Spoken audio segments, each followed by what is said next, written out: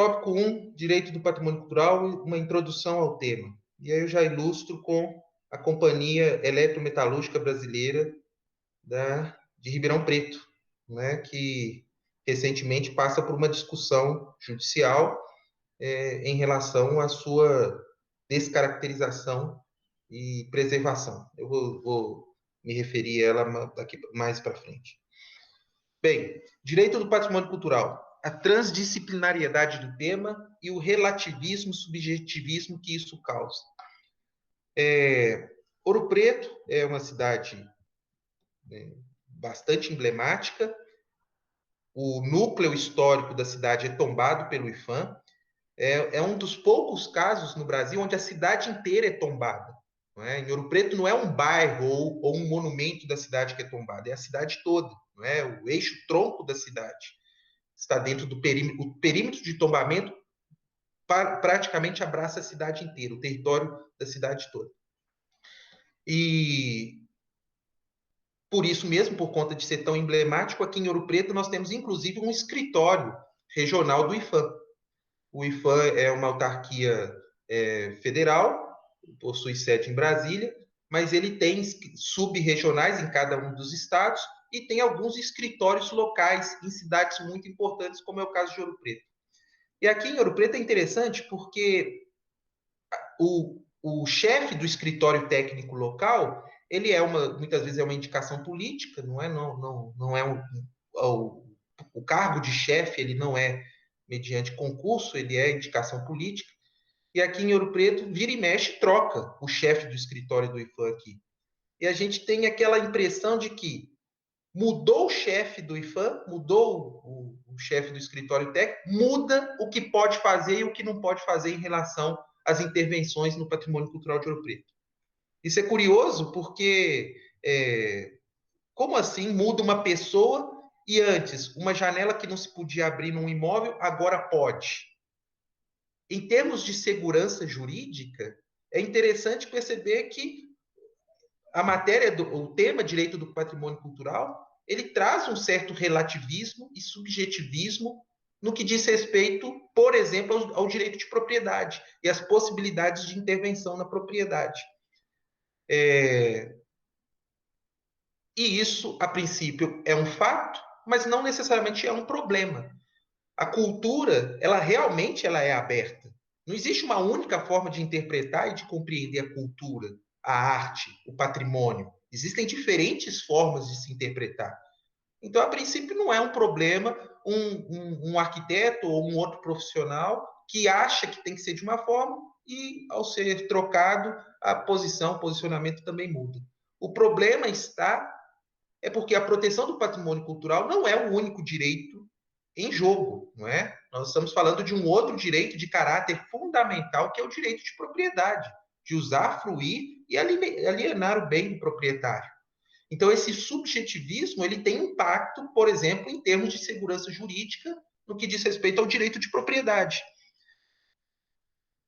E por isso é o nosso esforço de tentar entender juridicamente, trazer uma contribuição jurídica para o tema do patrimônio cultural, para tentar superar ou dialogar um pouco com esse relativismo e subjetivismo que é próprio do tema, mas que tem que ter um mínimo de parâmetro para dialogar com os outros direitos envolvidos, não é? E também para a gente sair do subjetivismo puro, Bem, às vezes chega um aluno para mim e fala assim, professor, eu quero estudar, eu quero fazer uma dissertação de mestrado sobre, não sei, sobre o pão de queijo. Eu quero estudar a proteção do pão de queijo como patrimônio cultural e imaterial do Brasil ou de Minas Gerais. Eu falei, pois não, claro, vamos lá, eu te dou todo o apoio. E às vezes o aluno ou a aluna começa a estudar tudo sobre o pão de queijo. Onde surgiu, formas de receita, pão de queijo e inclusão social, pão de queijo e desenvolvimento econômico, pão de queijo e economia criativa. Ele estuda tudo sobre pão de queijo. E faz um trabalho e tem um esforço muito grande. Mas aí eu chego e pergunto para ele, cadê a contribuição jurídica para o seu debate? Aonde o direito entra nisso tudo? Uma pessoa pode fazer uma receita de pão de queijo diferente da receita original? Ela está ferindo o patrimônio cultural e material?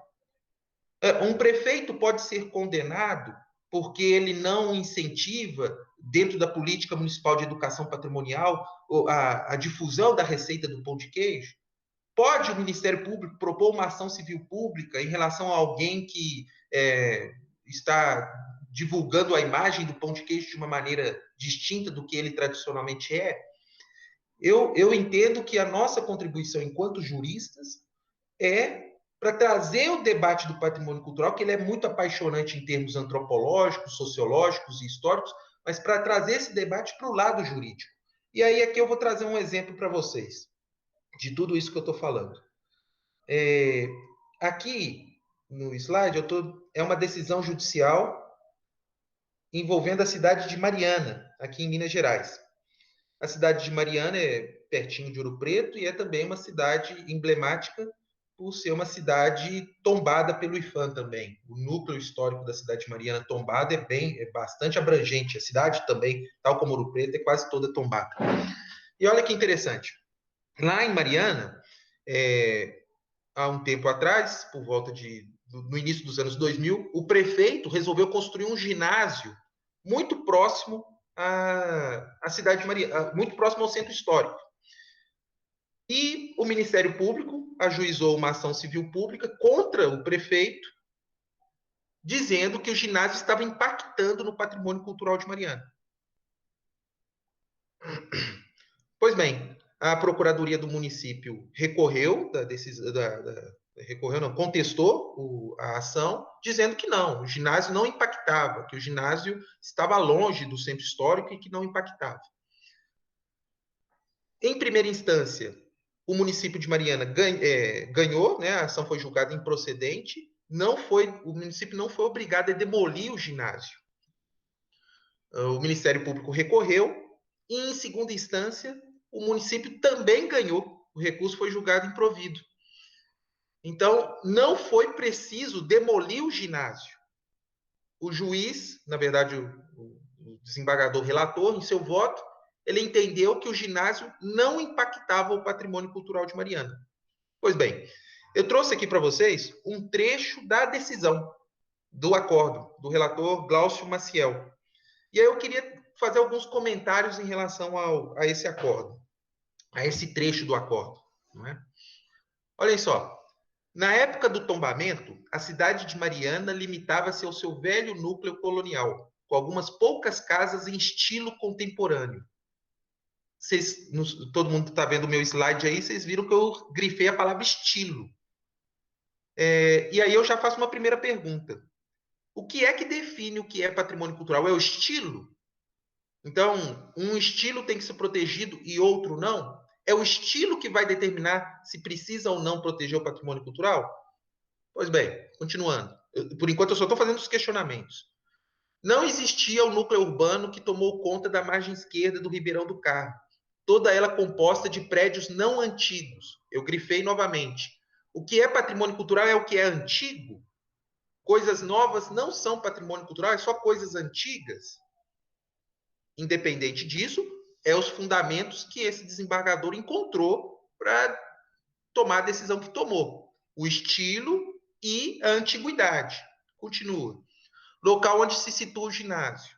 Com isso, entende-se que o ato de tombamento não se estendeu à margem esquerda do rio, grande vazio, onde se situavam apenas uma fábrica têxtil e uma estação ferroviária, em estilos totalmente distantes do barroco. De novo, volto a perguntar. Então, patrimônio cultural é o que é barroco? O que não é barroco não é patrimônio cultural? Não tem problema, impacto em relação ao que não é barroco? E aí continua. Embora de extremo mau gosto, então aí a gente assusta um pouco mais nesse momento, não é? Eu insisto, a gente está trazendo a discussão sobre o subjetivismo que existe na matéria.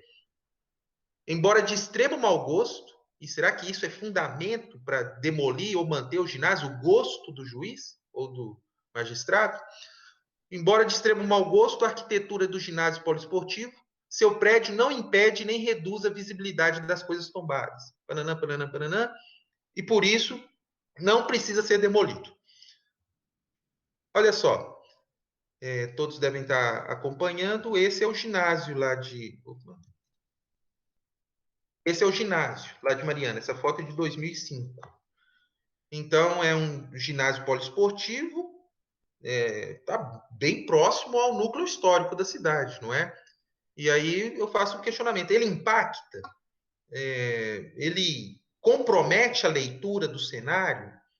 Eu ainda não, a gente ainda está muito no início da nossa conversa hoje.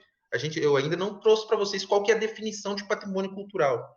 De toda forma, a gente tem uma intuição muito pessoal. Será que esse ginásio aí tá roubando a cena? Lembrando não, porque vocês não, talvez pode ser que vocês não conheçam Mariana. Esse ginásio ele é de estrutura metálica. Então, em dias de sol, até refletir o sol, ele refletia, ofuscando a vista, não é? Pois bem, o magistrado, em seu acórdão, o relator entende que o ginásio não precisa ser demolido porque não impacta no patrimônio cultural da cidade de Mariana. Curioso que, tempos depois, mudou-se o prefeito de Mariana e o novo prefeito queria que Mariana se candidatasse a patrimônio da humanidade pela Unesco. E aí ele convidou uma comissão da Unesco para vir até Mariana para ver a viabilidade da candidatura da cidade. E a comissão da Unesco falou: olha, com esse ginásio aí já era, vocês não vão conseguir ser patrimônio da humanidade nunca. Não há uma harmonia, não há uma integridade, não há um diálogo em relação ao seu patrimônio cultural. Vocês não tratam com afeto o seu patrimônio cultural. E aí, esse segundo prefeito demoliu o ginásio. Insisto, não por ordem judicial, porque a decisão judicial foi pela não demolição. A ação foi julgada improcedente. Mas o segundo prefeito, por iniciativa própria, resolveu demolir o ginásio. E aqui a foto é de 2009, sem o ginásio. Com o ginásio e sem o ginásio. Pois bem, no local onde foi feito, onde era o ginásio, a prefeitura construiu um centro de convenções. Reparem bem, ó, o ginásio, sem o ginásio, e aqui um centro de convenções. Vai falar assim, mas trocou 6 por meia dúzia, tirou o ginásio, mas colocou um centro de convenções? Não sei se todo mundo consegue reparar, mas o centro de convenções ele tem uma altimetria bem menor, a cor dele não é tão impactante, ele é em tom pastel, que é a cor predominante, até em razão dos telhados da cidade. O volume dele como um todo não é tão impactante como era o caso do ginásio. Então a gente chega à conclusão, não é o fato de não poder construir, mas construir algo que tenha um diálogo e que não, e principalmente não comprometa a leitura e o significado do todo, não é?